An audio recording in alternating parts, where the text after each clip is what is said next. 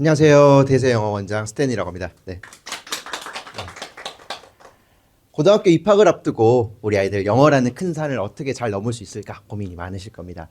분명히 중학교 때는 잘했는데 고등학교 때도 잘할 수 있을까 걱정 많으실 겁니다. 오늘 설명회를 통해서 고등학교 영어가 어떻게 바뀌고 어떻게 대비를 하면 되는지 간단 명료하게 말씀드리겠습니다. 편안하게 들어주시고요. 오늘 이 시간이 꼭 도움이 되었으면 좋겠습니다. 바로 시작하겠습니다. 영어 뭐 있어? 많은 예비고일 아이들이 영어에 대해서 이렇게 생각을 합니다. 중학교 3년 내내 열심히 공부를 했기 때문에 고등학교도 별 차이 없을 거라고 생각을 하는 거죠. 이 말 왜 나오는 걸까요? 이유는 있습니다. 첫 번째, 2028 입시제도에서 영어라는 과목에서는 큰 변화가 없습니다. 그래서 새롭게 준비할 게 없기 때문에 영어에 대해서 좀 어렵지 않을 거라고 생각을 하게 되는 거죠. 두 번째, 초등학교 때부터 꾸준하게 공부를 해왔던 과목이 있기 때문에 진짜 이만하면 됐다라고 생각을 하게 됩니다. 그런데요, 이런 생각을 가지고 고등학교 첫 번째 영어 시험을 보게 되면 아주 큰일이 날 수가 있습니다. 네, 그래서 중3 영어 시험지를 한번 볼게요. 끝에서 두 번째 문장에 however 이하로 시작하는 문장만 봐도 헬멧이라고 하는 것이 사고를 당하게 되었을 때 부상으로부터 뇌를 보호하게 될 수 있다, 보호해줄 수 있다. 혹시 몇 번이신지 정답 찾아주실 수 있는 분 계실까요? 여기서 좀 아버님 약간 받으셨던 것 같아서 4번 누가 외치신 분 있으셨나요? 아버님 제가 이따 더 드리겠습니다. 맞습니다. 4번입니다. 그런데 불과 5개월 뒤에 우리 아이들이 보게 될 고1 영어 시험 한번 보겠습니다. 네, 문장의 길이, 단어의 복잡함 확 차이가 나죠. 좋습니다. 그래서 중학교 영어는 이렇게 짧고 단순한 문장이 대부분이지만 고등학교 영어는 길고 복잡한 문장이 주를 이룹니다. 아이들이 충분히 당황할 만하죠. 이걸 준비하지 않고 바로 본다? 성적 떨어지고요. 우리 아이들 속상합니다. 네. 중3 영어 시험은요, 다들 아시다시피 중학교 중심으로 나오고요. 단어는 딱 1,300여 개 정도로 나옵니다. 그런데요, 고등학교는 기본 5,000개에서 7,000개로 시작합니다. 몇 배죠? 몇 배죠? 네? 4배 맞습니다. 네. 1,300개에서 한 4배에서 5배 정도 되는 거죠. 중학교에서 고등학교 올라와서 처음 시험 대비를 하다 보면은 학생들이 저한테 이렇게 말을 합니다. 선생님, 이거 영어가 아니고 영 아니에요. 네. 그만큼 어렵다는 뜻인 거죠. 두 번째입니다. The truth of the matter is that leaders will say they want and value creativity, but in reality, when all is said and done, 여기까지만 읽겠습니다. 어쨌든 이렇게 좀 긴 문장들을 읽다 보면 저도 가끔씩 앞에서 무슨 내용인지 기억이 안 날 때도 있습니다. 우리 아이들도 마찬가지겠죠. 읽다 보면은 앞부분이 생각이 안 나서 정말 끝까지 집중을 해야 될 때가 많습니다. 하지만 여기서 끝난 게 아닙니다. 병원에서의 행동은 상황에 따라 달라진다라는 이 쉬운 말을 고등학교에 올라오게 되면 이렇게 길고 복잡한 표현들로 나타내게 되고 또 이거를 해석을 해야 되는 게 또 고등 영어입니다. 이번에는 그러면 중학교 영어하고 고등학교 영어가 왜 이렇게 차이가 좀 심할까요? 렉사일 지수라고 하는 게 있는데요. 텍스트의 난이도를 측정한 지수입니다. 우리나라 중학교 영어 시험의 렉사일 지수는 미국 초등학교 5학년에서 6학년 수준인 반면에 우리나라 고등학교 영어의 렉사일 지수는 미국 고등학교 3학년 수준에 해당하는 난이도를 자랑하고 있습니다.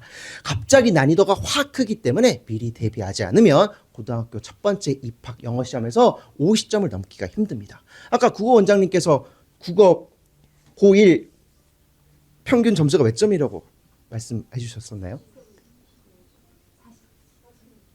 원장님 몇 점인가요? 46점이라고 하신 분. 네, 여기 있습니다. 영어도 비슷합니다. 45점, 43점. 네, 50점을 넘었던 적이 없습니다. 다음으로 수행평가에 대한 얘기를 한번 해볼 텐데요. 중학교 수행평가 다들 아실 겁니다. 짧은 6개 또는 7개 정도의 문장을 암기를 하면 누구나 다 만점을 받을 수 있는, 그래서 믿고 점수를 확보하는 과목이었었죠. 하지만 고등학교 때는 많이 얘기가 달라집니다. 500개 문장을 일단 외워야 되고요. 그중에서 랜덤으로 12개가 출제가 되고 한글만 주고 영어로 써야 됩니다. 근데 여기서 끝나지 않고요. 120단어 이내의 에세이를 작성을 하고 암기해서 그거를 앞에 나와서 발표를 해야 됩니다. 올해 수행평가와 관련돼서 좀 흥미로운 일이 있었는데요. 한 학생이 영어 발표를 정말 완벽하게 준비해가지고 앞에 나가서 멋지게 해냈습니다. 그거를 듣고 나서 학교 영어 선생님이 말했어요. 와, 너 진짜 발음 미국인 같다. 만점. 지금 당장 미국 가도 되겠다. 근데 여기서 끝난 게 아니었습니다. AI 채점 프로그램을 도입했기 때문에 AI까지도 감동을 시켰어야 했는데 AI는 점수를 깎았습니다. 이유는 뭘까요? 발음이 부족함. 아니, 학교 선생님이 미국 발음이라고 하는데 AI가 깎아버립니다. 그래서 그 학생 지필고사 100점이었거든요. 1등급 아니고 2등급 됐습니다. 이게 현실입니다. 저희가 잘 가르치는 것도 중요하지만 이제는 AI랑 친해져야 되는 시대도 왔습니다. 저희 학원에서는 초, 중, 고를 미국에서 다 나오신 이 잭쌤께서 AI도 감탄할 만한 단어, 발음을 가르쳐주고 계십니다. 꼭 필요하겠죠. 네. 그러면 이쯤 되면 이렇게 생각하실 수 있을 겁니다. 와, 이렇게 고등학교 영어 어려워지고 범위도 많아지는데 그렇지만 아직 5개월이 남았잖아. 지금부터 준비하면 괜찮지 않을까? 자, 우리 아이들이 고등학교 올라가서 1학기 중간고사 시험 범위를 한번 과목별로 보겠습니다. 네, 공통 수학에서 1단원부터 2단원까지가 수학 시험 범위인데요. 수학 원장님 맞죠? 네. 국어 같은 경우는 교과서 3개 단원이 출제가 되고요. 지금 진학이 예정되는 고등학교의 홈페이지에 접속을 하게 되면 우리 학교는 어떤 출판사를 사용을 하고 있다 또는 사용할 것이다 나와 있습니다. 그리고 교과서 3개 단원 출제되기 때문에 지금부터 준비 가능하겠죠? 국어 원장님 맞나요? 네. 영어는 마지막으로 영어는 부교재 중심으로 출제가 됩니다. 영어 원장님 맞나요? 네, 맞습니다.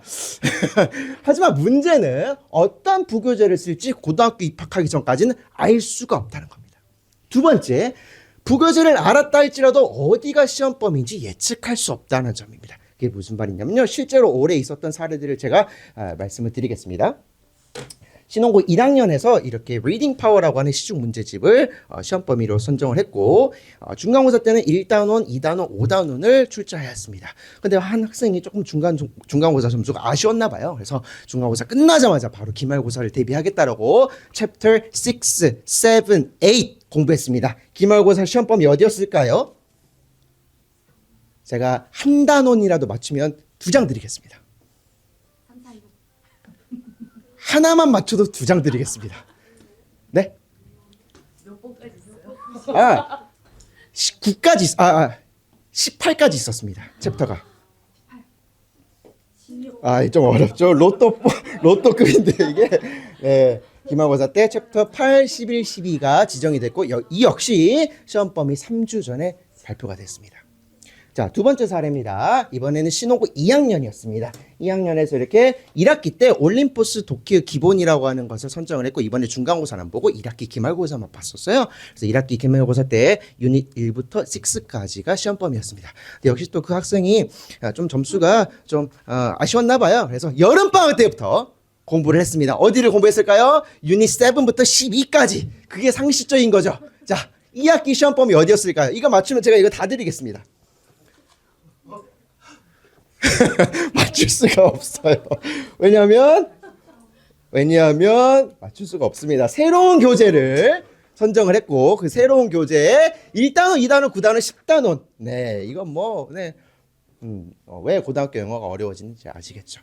그냥 내용만 어려워지는 게 아니고요. 이런 것들로도 변별력을 확보하게 되는 겁니다. 그래서 시험 범위가 확정되어지고 나서 그때부터 영어 공부를 공부한다? 이미 늦는 겁니다. 미리 준비를 해야 되죠. 지금 당장부터. 그래야 시험 범위가 확정이 됐을 때 완벽하게 대응을 할 수가 있는 겁니다. 우리 아이들 고등학교 올라가서 다들 잘했으면 좋겠어요. 이렇게 비행기가 하늘 위로 쭉 올라가든 말이죠. Good evening, ladies and gentlemen. This is a Jesse Allen Charter Flight. This is Captain Stan John. We 100% support and providing your best services. Please buckle up and enjoy your flight. 잭슨이었습니다. 원래 굉장히 잘하시는데 긴장되셔가지고 지금 많이 떠신 것 같아요.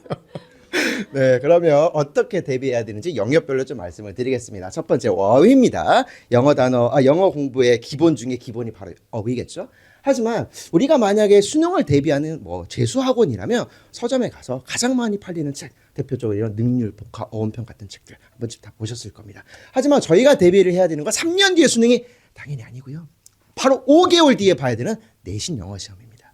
그리고 그 내신 영어 시험은 전국의 2,380개 고등학교 선생님들이 각각 각각 출제를 하기 때문에 그 학교의 선생님들이 어떤 단어들을 자주 출제해 왔고 어떤 구문, 어떤 문법들을 선호하는지를 알아야 합니다. 그리고 그거를 저희는 미리 분석을 했기 때문에 저희 학원의 자체 단어장으로 나가고 있는 거였고요. 두 번째, 구문어법입니다.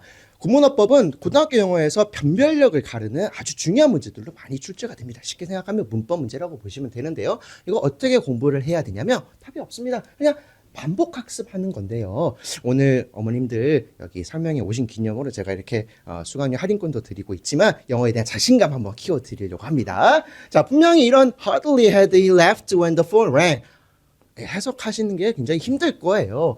하지만 이런 거를 공부를 한번 해보는 거죠. Hardly A when B. A 하자마자 B 한다. A 하자마자 B 한다. 자녀들이 집에 들어왔는데 엄마 이렇게 한숨을 쉬어요. 그러면 우리가 뭐라고 하죠? 왜 그래?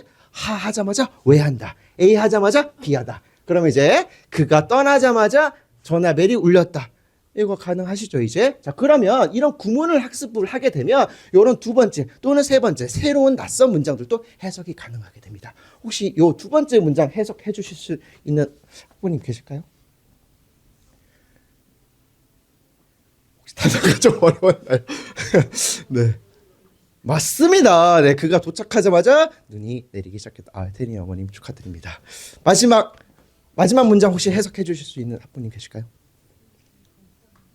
눈을 감자마자 잠이 들었다. 아, 이거 어머니 드리겠습니다. 감사합니다. 이렇게 반복 학습을 하게 되면 분명히 어려웠던 거지만 너무 쉬워지잖아요. 이걸 저희 아이들에게 앞으로 3개월 동안 제가 학원에서 진행할 예정입니다. 마지막으로 독해입니다. 독해는 영어 학습의 종착지라고 보시면 되는데요. 단순히 어휘 또는 문법만 안다고 해서 독해가 되는 건 아닙니다. 글의 전개 방식을 중심으로 서론, 본론, 결론, 그리고 본론에서 어떤 뒷받침들이 일어나고 있는지를 공부를 해야 되는데 이게 많은 학원에서 진행을 하는 그런 객관식 양치기 문제 수업이 아니기 때문에 당연히 학생들 지금 많이 어려워하고 있습니다. 이번 주부터 저희가 예비구일 과정 시작을 했었거든요. 하지만 이것밖에 정답이 없다라고 제가 얘들한테 얘기를 말을 합니다. 양치기는요, 나중에 고3 올라가서 감을 유지할 때 하는 거고요. 지금은 이런 식으로 지문을 분석을 해야 어려워진 독해 난이도의 글들을 이해할 수 있고 요지를 파악할 수 있게 되는 거죠. 네. 지금까지 제가 고등학교 영어의 변화와 그다음에 그에 대한 어떤 대처법에 대해서 말씀을 드렸는데요. 저는 개인적으로 이렇게 생각합니다. 고등학교 영어는 비행기라고. 비행기는 고도로 올라가서 안정적으로 유지를 해야 목적지까지 도달을 할 수 있는 거 아닙니까? 저희 대세 영어는 아이들의 든든한 안전벨트가 되어주고자 합니다. 필요하면 연료도 채워주고요. 긴급 상황 생기면 함께 하겠습니다. 아이들이 성공적인 비행을 할 때까지 함께 하겠습니다. 감사합니다.